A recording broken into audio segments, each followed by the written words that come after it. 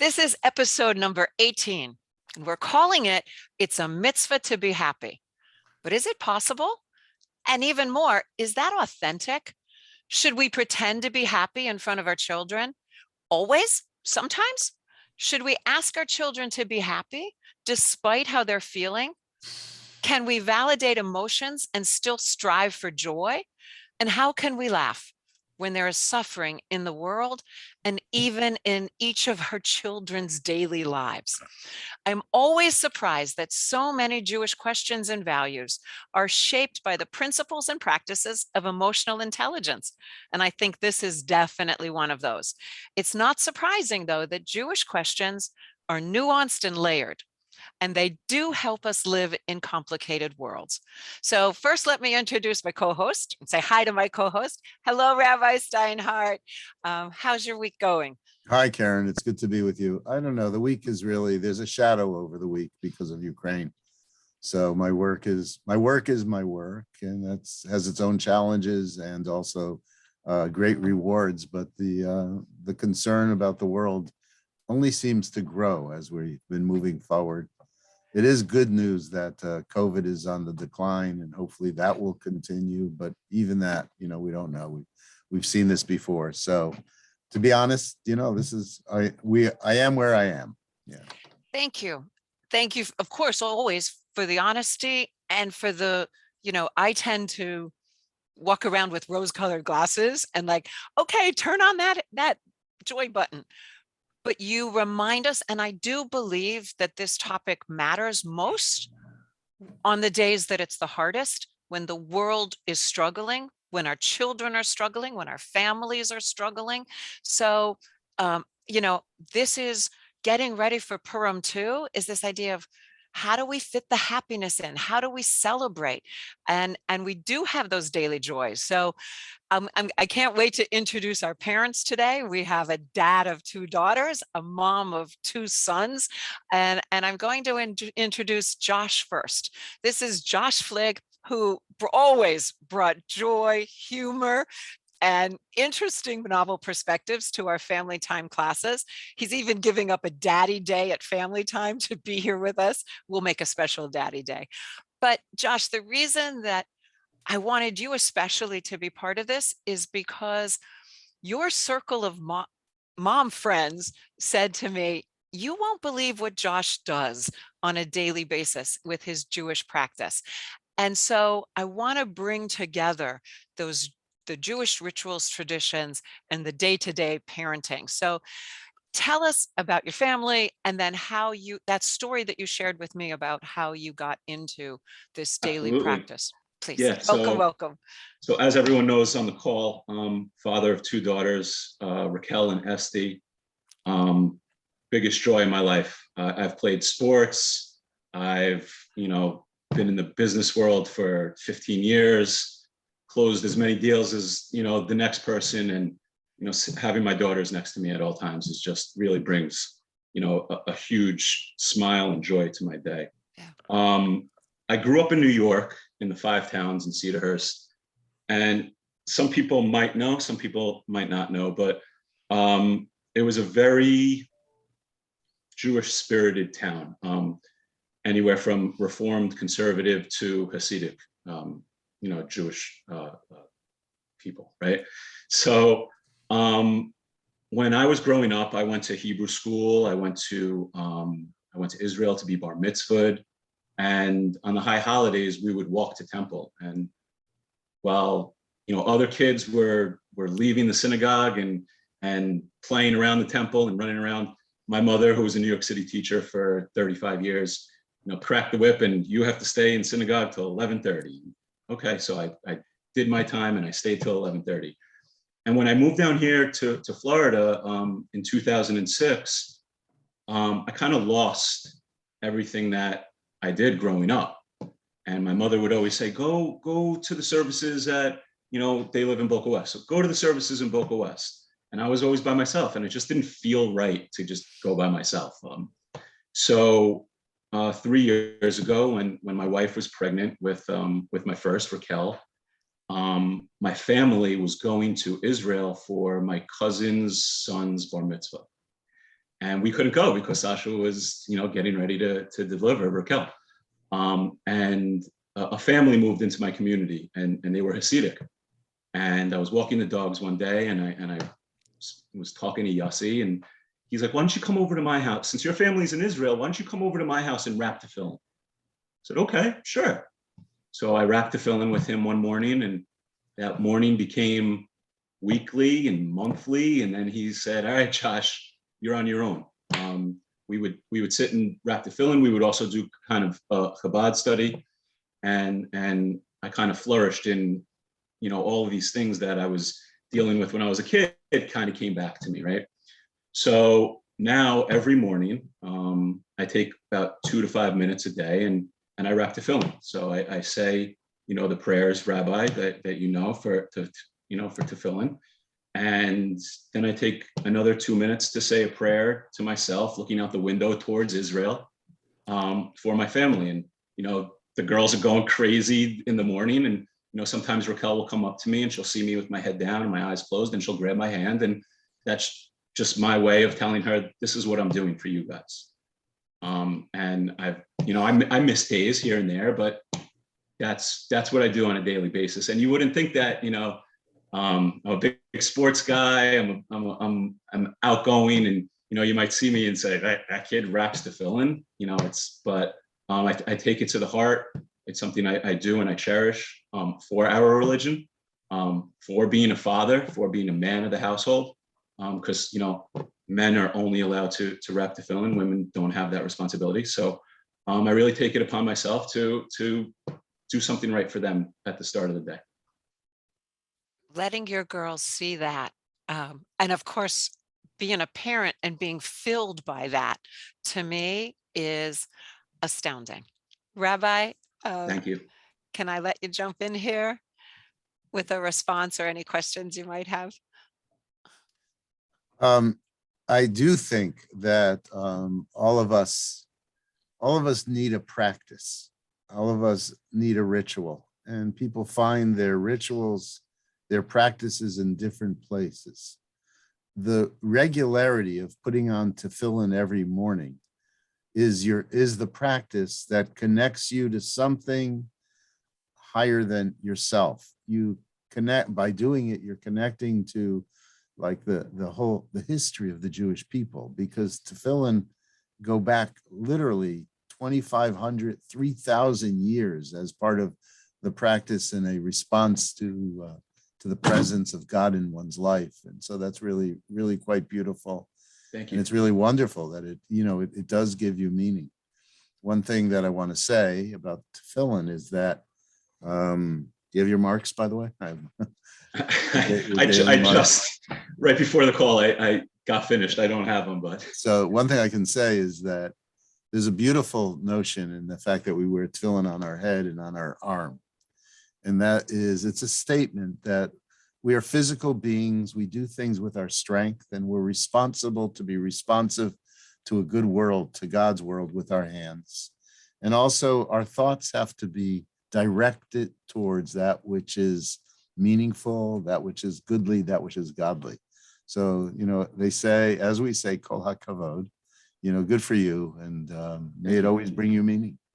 Yeah, and just to add, another piece that I forgot to mention was my grandparents passed away when I was early on. I think I was in first grade, and right before that, my grandma, she was knitting yarmulkes for our family for when we were going to be bar mitzvah.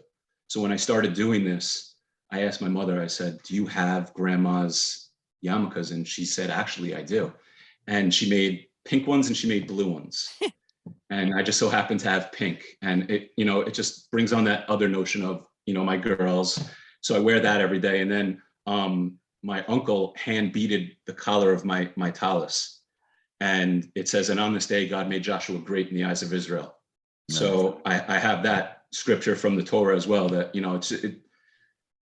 as you said, meaningful and bringing us back to, what really matters. So those are additional pieces that kind of got me to where I wanted to be with this whole kind of practice. So I just wanted to add that. And Josh, never mind. I was going to talk about your pinky pot and I love it. To your girls one day. Yeah. I think that was for the girls for sure. Yeah. It was, Absolutely. and I thank you for that perspective, and Rabbi, the perspective of the tradition, because as we go through this topic today, I actually feel like it is the purpose of the podcast to realize that so many ideas that we think of as contemporary and new can be grounded in centuries of wisdom. And if we're lucky enough to have a connection to that, then that sense of belonging is bigger. But I think as we struggle with happiness and the challenges of our world, we do have to shift perspective.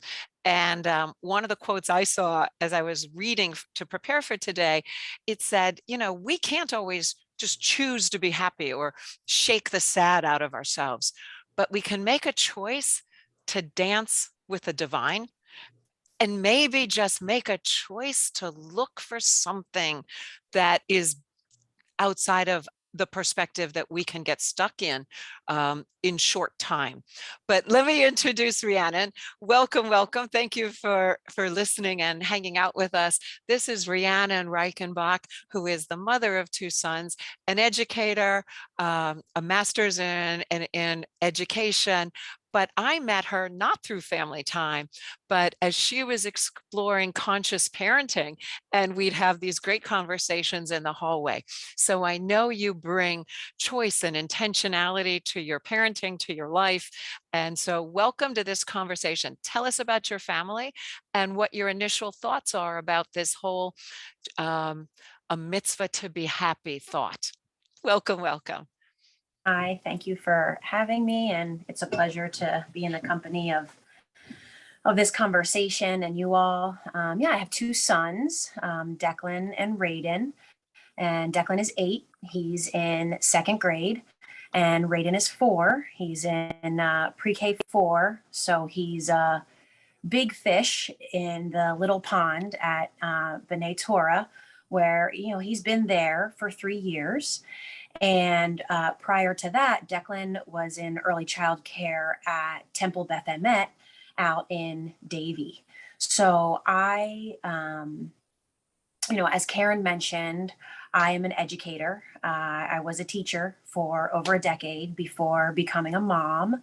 I taught high school and university Spanish. So I have a linguistic approach to, the areas of my life where I'm like, okay, hey, it matters to be successful here. So when I became a parent, a lot of the language that was used in nursery rhymes and some of the language that I would hear used with children, I'm like, those words stick. And it matters how we approach the, teaching children, to how I approach teaching my children morals and values and the things that I see as what are the life skills that as an adult are going to help them be well adjusted and productive and give back to our community and see that that's important. And I don't think it was an accident that that was my introduction to Judaism. Was my firstborn son is coming home from school saying, mommy, I made an afikomen. This is the tradition, and I researched it, and I'm like, okay, yes, let's help you become like you're coming home with joy from something that you're learning, and that's a teachable moment when he's experiencing joy for something. So as these Jewish holidays and traditions would come home through my son and I would research them, I found the culture, because I do believe it's much more than a religion, that Judaism is a true culture, as opportunities to kind of use that as a vehicle to talk about these morals and talk about these values. And so with Declan being 8 years old and Raiden now being at another Jewish institution, I've had 8 years of practicing these traditions and integrating spiritual messages through them. And I bel so from that yeah, emotional yeah. intelligence point of view, how do you handle happiness in your family with all Mm, the other emotions that you're juggling around? Um, Struggles, challenges, but just all those nuanced. And your boys are older and have more verbal skills. And when we get to Josh, it's the, you know, they're a little bit younger, but so I want to talk about how we role model, how we teach. Um, Go ahead, Rhiannon. yeah. Uh, Many times an emotion for a child comes up as an expression or a sound or body language, and um, using words like you seem pardon me, you seem frustrated, you were hoping your brother would give you the toy, getting them to breathe and then use their own words as to, I was hoping, or it feels difficult, not telling them what to feel, but kind of guiding them to feel their own feelings and have some vocabulary to describe what they're feeling, so we can then progress into helping. And emotional intelligence it's so nuanced, and I'm glad you used the word modeling, right? So then when I feel frustrated, how do I use my words to work through getting to feeling better? And a great thing that Dr. Becky Bailey, she's a PhD in clinical psychology, says children do not do what you say, they do what they see. So I think that modeling is important, and teaching vocabulary as a emotional, the vocabulary of emotions, as a skill for children. Absolutely. Yeah. So I want to jump in here, Rhiannon. I think that I love what you just said, and I love it on a couple different levels. The first is that for myself as a parent, my kids are 41, 36, and 33 years old now. But I remember, first of all, we spoke to them a lot, and we helped them develop language pretty early on. And I remember one time specifically when my 36-year-old daughter was and she might have been 2 or 3, really upset with something and near tantrum status. I remember saying to her, use your words. Tell me what you're feeling. And so she started to, and I helped her with her words, not with her feelings, with her words. And it did create such a wonderful outlet for her. And she began to become much more vocal and verbal about her feelings. So I know, Karen, you wanted to do this about happiness, but I ultimately don't think we can find real happiness unless we also give voice to sadness, to frustration, to anger, to those things, all of which lie inside of ourselves. And that's what, that really is the part of the essence of emotional maturity. That is the ability to understand what we're feeling and then to respond from what we're feeling in ways that are helpful, in ways that are helpful to ourselves, in ways that are helpful to the people around us. So bringing a little bit of a rabbinic perspective to all of this, this is a tradition that's based on the word. You've heard the expression, in the beginning was the word. God created the entire universe with a word. And the development of our tradition through the age of the rabbis was done in conversation. People were able to disagree with each other and disagree with themselves and take that disagreement to go towards further understanding. It's such a part of our world that's missing right now, that ability to be in intelligent conversation with kind of critical knowledge and with truth. And so I think it's really, you are right. You're doing it correctly. And especially allowing little boys to express their feelings. That's really important. Not just not just acting out, but allowing them to talk. I agree wholeheartedly, Rabbi. And I think it's that engagement, the connection that says, I hear you, see you, and love you. You know, we have dads at family time this week, and we're playing the song, Thank You, God. And there's a verse in there that says, thank you for my mommy. Thank you for my dad. They love me when I'm happy. They love me when I'm sad. And my opinion is that when you are a little person, it's like where the wild things are, you can feel left out into the wild when you are getting in that tantrum, in that maelstrom, you know, that it's just when you're sad, you don't feel connected, you feel isolated and alone. And so that's the first, you know, what I think, and I don't have to be obsessed with the happiness. It was just that mitzvah that throws me, but that the connection and the validation and being seen can help us move towards a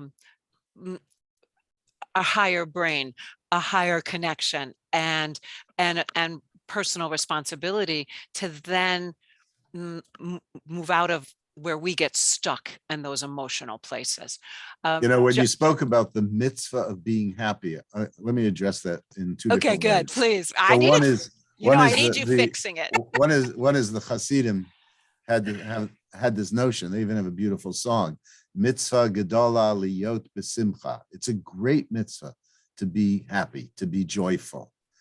And in fact, that whole movement began in the 17th century in Europe as a reaction to the very kind of harsh, legalistic, ritualistic part of Judaism, which didn't express a lot of joy. So it was and they rebellious. were saying, yeah, what's that? It was rebellious. So, and they were saying, you know, look, we can be Jewish and we can sing and we can dance and we can laugh. And that's an important part of expressing ourselves. And that is, I mean, I sense that what we need in the world, or what we need in our lives, is balance. I sense that what we need in our lives is truthfulness. Yet our tradition does provide, or has moments where we're actually obligated to be happy. Obligating one to be happy is like commanding one to love. It feels like it's something that comes more from our heart. And yet this is what I know. So we're commanded to be happy on Zman Simchatenu, which is the holiday of Sukkot. So how do we become happy on Sukkot? I'll talk about it in a few different ways. One way is we realize what we are, what we have. We give appreciation for it. We give over to the universe. We give over to God, our ultimate sense of security, but take advantage of what we feel at this moment. The second is that we make sure we eat and we drink and we celebrate the holiday with gratitude and with those things that simply make us feel good. And so we do have a time of joy, a time of happiness. And it does, you know, these certain types of practices do make us happy. And when we enter into them with regularity, we do feel happy. But nothing can make us happier than being in relationships that are fulfilling. That is really what it's about.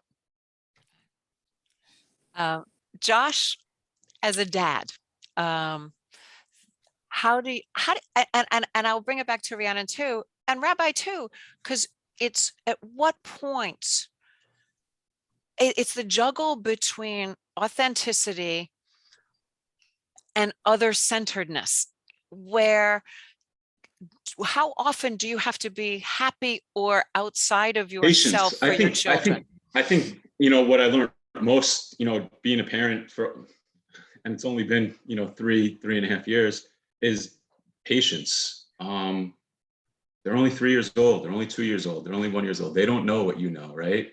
Going back to, you know, being visual and linguistic, when I have issues in the house with my daughters trying to get their words out, or, you know, my one daughter trying to get her words out, use your words, slow down, tell me, you know, with my littlest one, show me, you know, she'll point and show me, take me to where you want it, you know, what you need or what you want. But I'm a pretty positive guy, and I try, as we all do, not to be so stressed out, and I try to show that to them, so they see, in certain situations that you can be, frustrated, but you don't have to go crazy, and you count to 10 and slow down and go back to playing, and the biggest thing for me is I keep my daughters as busy as possible. I think the busier they are, the happier they are, the more activities they're doing, they're around their friends, and that's what, I try to do. They're busy girls. I mean, temperamentally, they are not Yes. girls who sit quietly. They Yeah. are, that matches who they are, because they're a whole lot like you too. Yes, very much like me. I was always on the go. I was always playing sports. Like I said earlier, my mother was an educator for many years, and I wasn't the best kid in the class. So for me, being in sports and having that distraction was where I needed to be. And with them, I kind of see those similarities, and I try to do those activities with them, whether it's swimming, horseback riding, gymnastics, soccer, just getting them going, and having them outside, and having those social experiences with their friends. I think that's the way, they'll kind of learn, seeing friends, seeing us, seeing you guys in the classroom. I really think that really helps. And it's more than distraction, it's engagement. Is Yes. the way I like to look at the difference between, just keep them busy, keep them happy. It's really just like keep them connected. And I Rhiannon, I'm agree. going to give that back to you, because you had said something to me in our pre-conversation about, not that it's about happiness, but that it's about choosing being present. Yeah, I think, as a parent, we can want to be a fixer. Oh, there's a negative emotion happening. How can I help fix that emotion so that my child feels on the positive side of the spectrum of emotions? And so sometimes, instead of being a fixer, allow the child to be a feeler. When my 4-year-old, who is often trying to keep up with Big Brother, and he's just, he's just younger, and there's not anything less than about him being younger. Sometimes he will say, "Mommy, I just feel like I need to cry." And I say, "Okay, that's okay.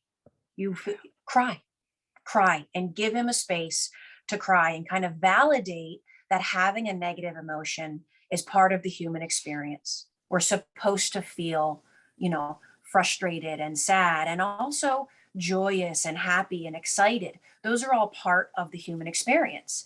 And my goal with that is that, okay, when you get into adulthood, when you have a negative emotion, there won't be this urge to stuff your feelings with negative behaviors. There's overeating, there's overspending, unfortunately, dissociation through drug use and abuse, and alcoholism. And we see these epidemics throughout the world of where people aren't loving their own bodies and their own selves.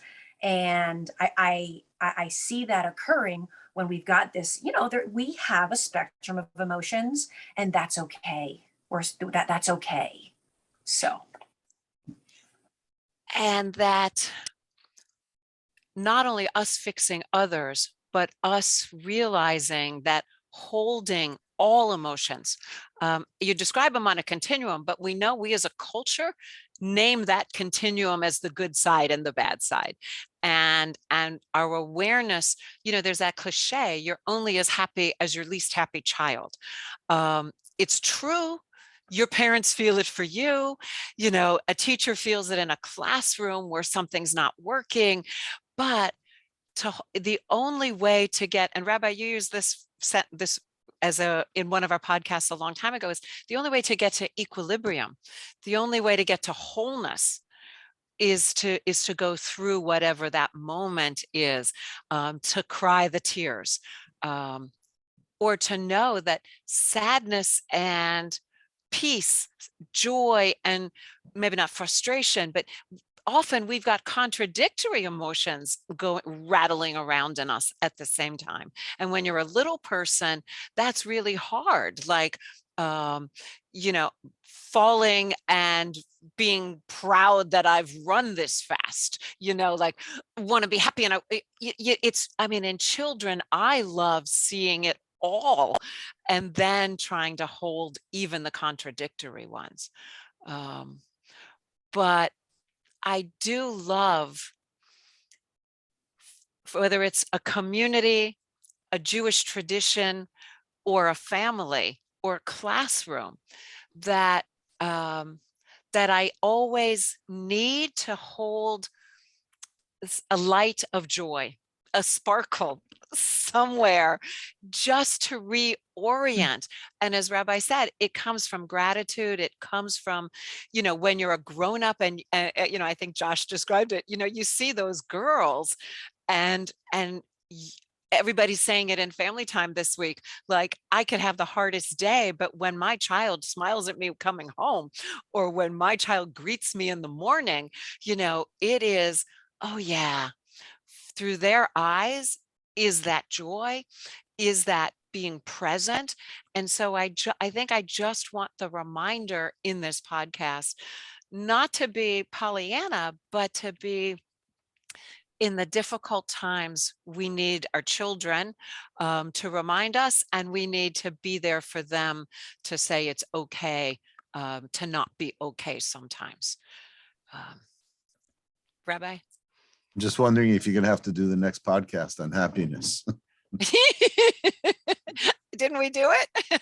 No, I think we did it, but I think I certainly think that Josh and Rhiannon, you know, they're reflecting on the fact that, you know, to get to that place, there has to be a kind of a type of coaching in your parenting that allows allows our children to go through hard, difficult times, to give voice to that, obviously.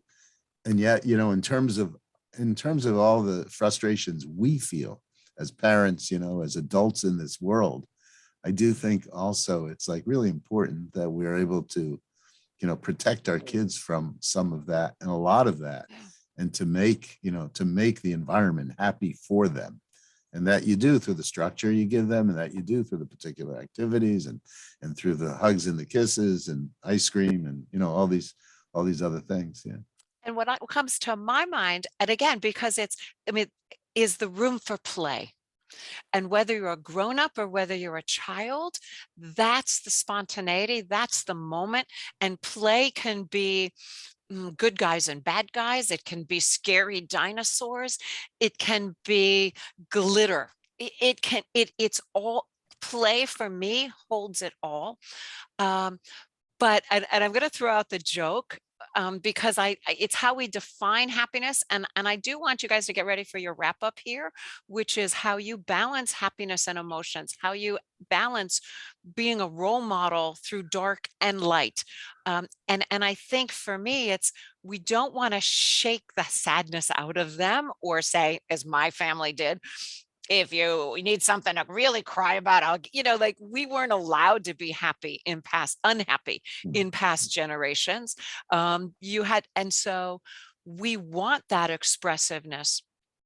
But as Rhiannon sort of insinuated, it's not just the ice cream, or for the grown-ups, the obligation isn't to pretend or to fix it for ourselves. The joke on the playground here on the parking lot, when I invited Josh and another group of parents that were out there, is grab the gummy bears. And we know you need the sometimes you need a break, whether it's a glass of wine or a legal medicinal thing in Florida. But the quick fixes is putting pressure on ourselves to be something for our children that they don't need from us. They need us to connect, to be real. But I believe to still hold space for joy, for laughter. And we all know, I mean, funerals have some of the best laughter anywhere. but anyway, so it's all those contradictions, but that's enough for me. Let me turn it over to all of you, and I'll give Rabbi the final. But Josh, the wanting to be happy, but holding real life for yourself and for your family. What's your summary on all of this? I think, everyone has those days where it's not going to be perfect. And you could be fighting with your mother or father. You could be fighting with your significant other. You can be on the phone talking to a friend, fighting or frustrating, and your kids can see that, and they sense, that something's wrong. And it's, telling them that even though that you're having these kind of like little bouts, it's okay. It's all right. And you see that, like, my daughter's with, one has a Barbie that the other one wants, and it's okay. Well, take the other one, it's okay. And we could share, and we could come to a compromise to say, all right, things are going to be okay. Even, at times of stress, frustration, and sadness. It's just And kind of how we do it. Rabbi said the obligation to be happy is like the obligation to be loved. You can't do it. But can we make choices not to change what's inside, but to choose to look or to act in love?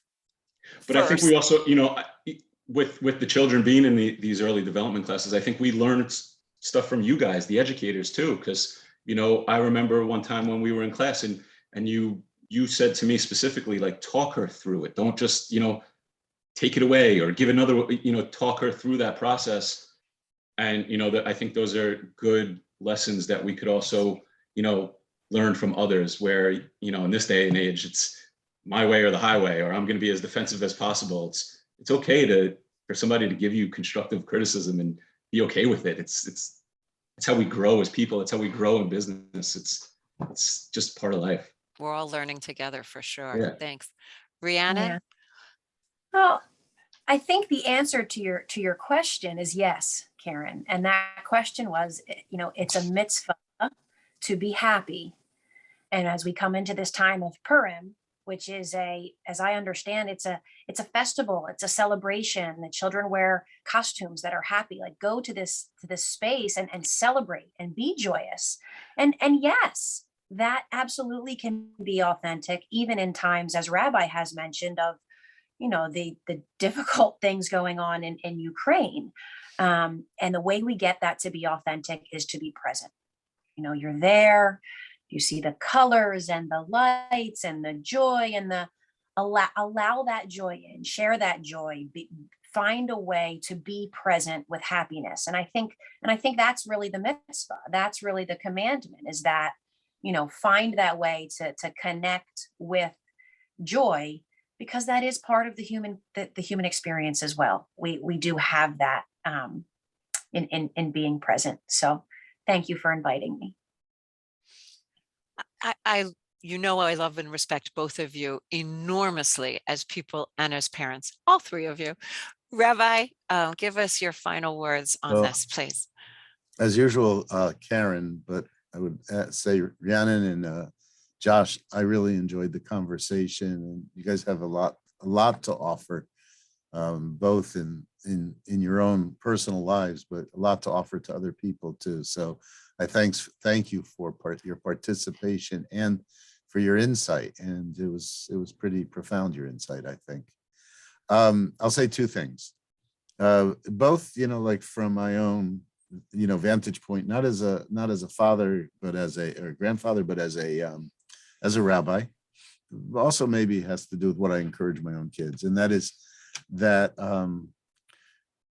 we understand that we don't live life alone, and that we need to be with others. We need to be with family. We need to be with community. There's this really beautiful notion that when you experience a happiness, a joy, success, when it's shared with other people, it becomes even that much greater. So like, you don't do Shabbat alone, you do Shabbat with a family, with a community. And so it's so important, I think, for our happiness to be in community. And by the way, if something bad happens, if we experience a loss, for example, being community is also really helpful because it lessens the burden of grief. It does. So it doubles our happiness. It halves our sadness. So that's one thing. The other thing, I just want to add this little thing. I once learned this from a biblical archaeologist. He talked about a stele that was found in Egypt that used the word in it, simcha, which means happiness, as we all know, but in a very different context in an ancient Near Eastern language. And that was simcha referred to the fulfillment of a contract. And so if you think about, if our word comes from that simcha, then what we know is that our happiness ultimately comes from our fulfillment. And we gain fulfillment in lots of very different ways. I don't have to mention them, but we all know how we can feel most fulfilled. So I wish you all, like fulfillment in your lives and with all the challenges of parenting. And they're great, know that both you're going to make mistakes, but by and large, you're going to do the best you can. And that's going to make a big difference to your children. And I'll look forward to spending more time together and getting to know each of you more as we move forward. Thank you all. And Shabbat Shalom, everyone. guys. When you Shabbat give Shalom. a little ahava. Shabbat shalom, y'all. Shabbat Thanks shalom. again. Here.